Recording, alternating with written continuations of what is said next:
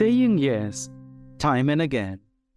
Despite the many plans we make for our life, sooner or later, we encounter change and discover a different plan which God presents to us in significant moments in our journey. Here, Dr. Imelda Palomino shares her vocation story and how she renews the choice of God in her life. I grew up with a lot of the idealism inside. I was introspective. But coming from a middle-class family, I realized that thinking was not enough, for life was not a bed of roses. We did not have enough money to finance our studies, so we had to roll up our sleeves and work. This meant raising pigs and putting up a sari-sari store to augment our income. My father was idealistic while my mother was full of humor and was a very practical person. At 14 years old, I felt attracted to the life of the saints. I thought that they fulfilled their purpose in life and left the world better than it was before. Even if their way of life was antiquated and their asceticism frightening, I was fascinated by them, by their radicalism in loving God. Was this a call? Most probably it was, for it fired up my young heart to live for a higher kind of love. I grew up among a lot of cousins, friends, and neighbors, playing by the sea and under the sun. Yet, I always felt a bit different because I was always looking for something that would give more meaning to my life. A sort of appeal for this confused world. At a certain point, I stopped frequenting the sacraments because they had lost meaning for me. They were not necessary for the success I was dreaming of in life. I was finishing biology when I was invited to Mariapolis, a gathering of the Focolare. The youth coordinator of our diocese, who didn't have time to choose somebody to attend it, met me by chance and asked me to represent our parish. I couldn't believe it, and I was wondering why he even considered me.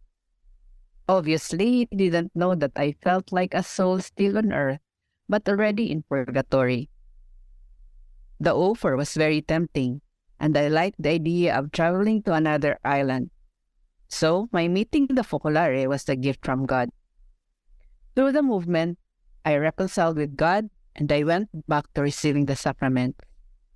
Suddenly, I felt free.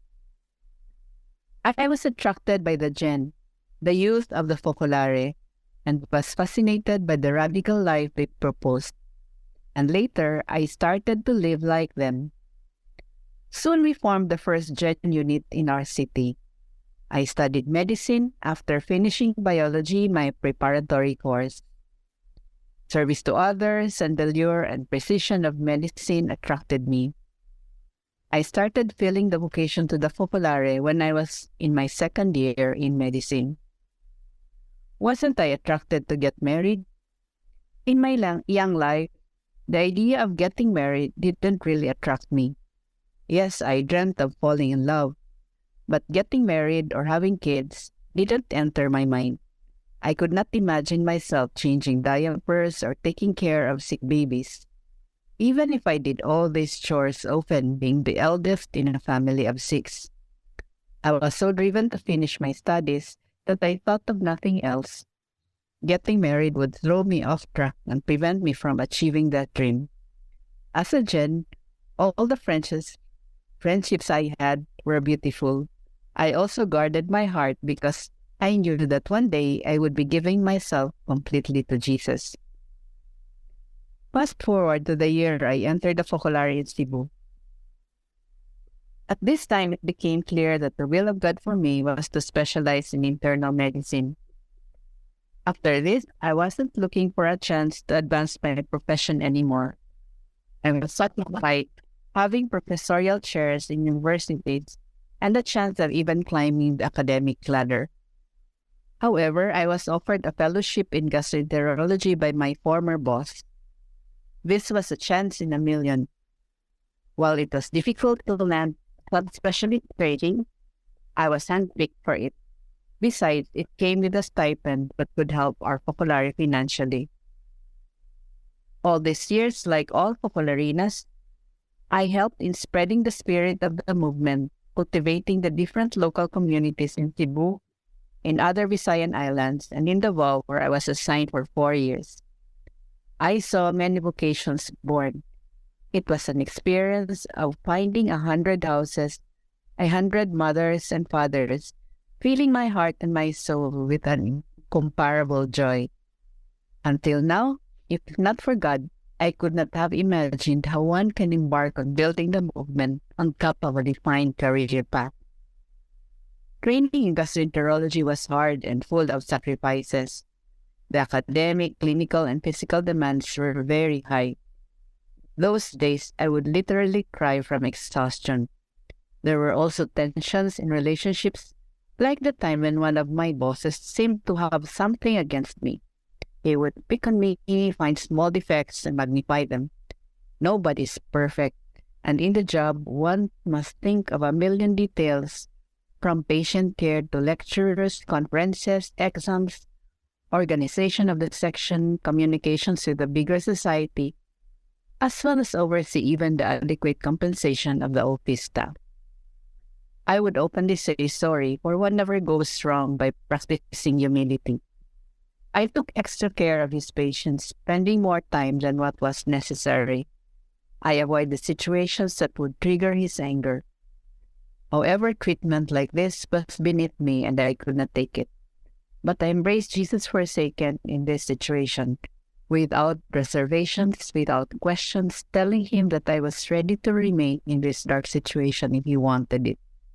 It was enough for me that it was him that I was loving. I also had to finish my research. I had to work at night after being on duty for a full day for many months. This was all compensated when in the end, my research was judged to be among the best for the year.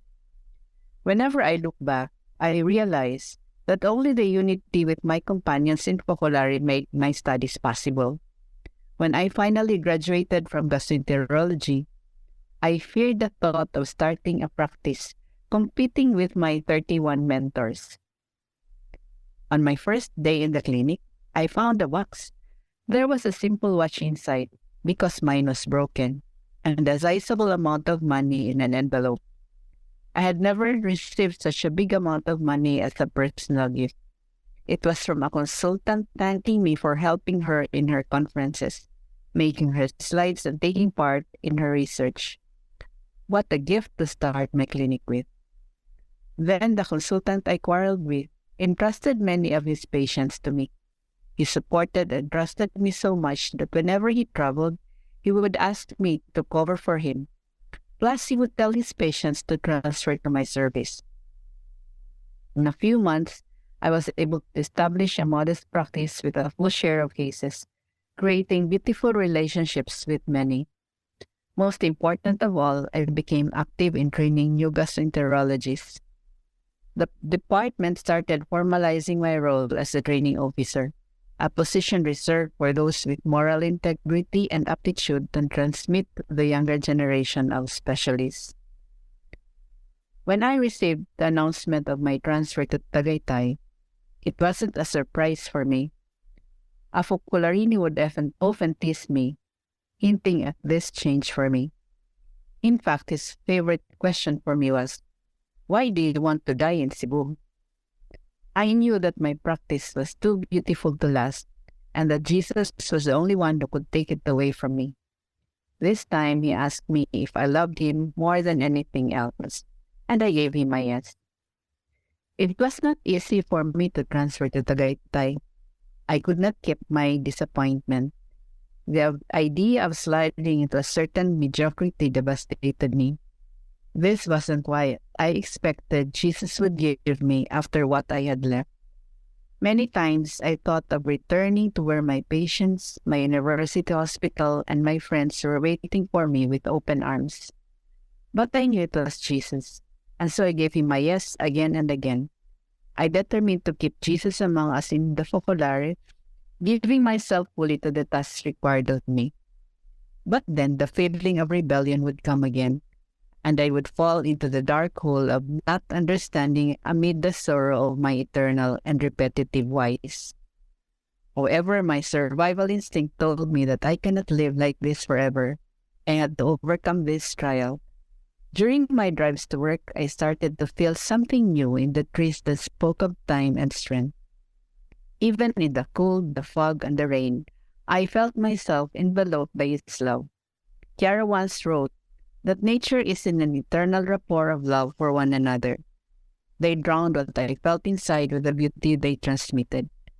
Time also had a way of calming my heart, diminishing the rebellion within me.